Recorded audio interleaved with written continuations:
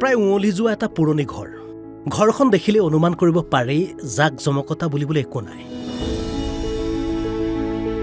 হয়তো অভাৱ আছে হয়তো অভিযোগো আছে কিন্তু পোৱা নোপোৱা অভিযোগৰ মাজতে আজি ঘৰখনলৈ এটা ভাল খবৰ আহিছে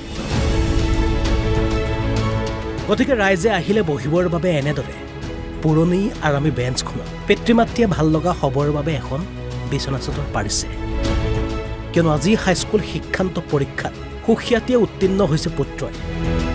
87% নম্বৰ পাই আটাইকেইটা বিষয়তে লেটাৰ মাৰ্ক পাইছে পুত্ৰ ধ্যানজ্যোতিয়ে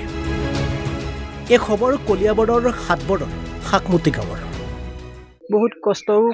কৰাও হৈছে নিজেও কষ্ট কৰিছে আৰু মই টিউচনৰ কথা কওঁতে সি ক'লে যে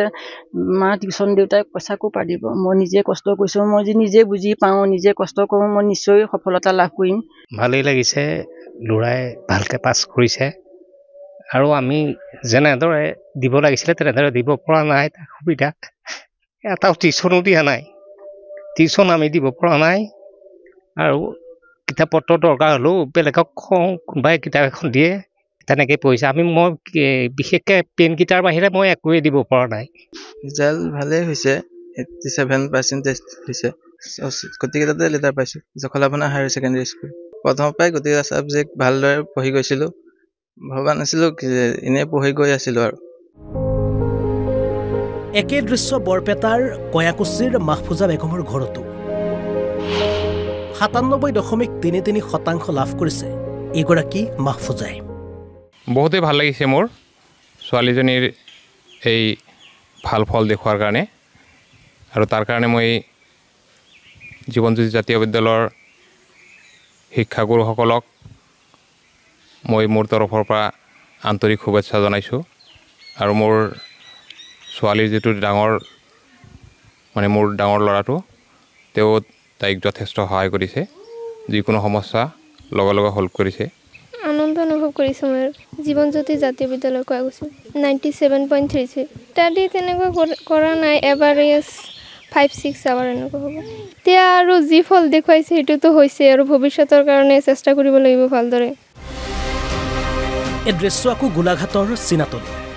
মাটিৰ মজিয়াৰে মাটিৰ বেৰে ঘৰখন দেখিলে জানিব পাৰি আৰ্থিকভাৱে সবল নহয় কিন্তু কোনোদিন অভাৱক হেঙাৰ হ'বলৈ নিদিয়া এইগৰাকী পৰিবাৰে হাইস্কুল শিক্ষান্ত পৰীক্ষাত লাভ কৰিলে 87% নম্বৰ দিন হাজিৰা কৰি ঘৰ চলোৱা পিতৃ-মাতৃৰ মুখলৈ আজি হাঁহি বিৰিঙাবলৈ সক্ষম হৈছে এইগৰাকী পৰিয়ে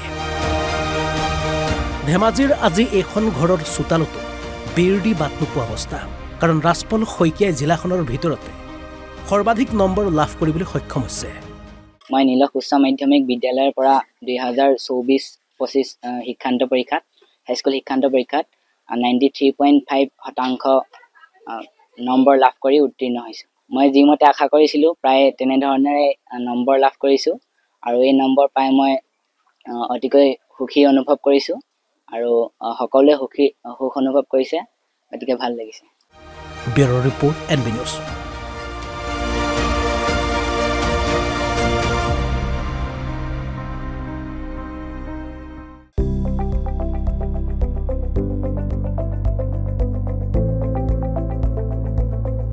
NB নিউজ সহজ সৰল ভাষাত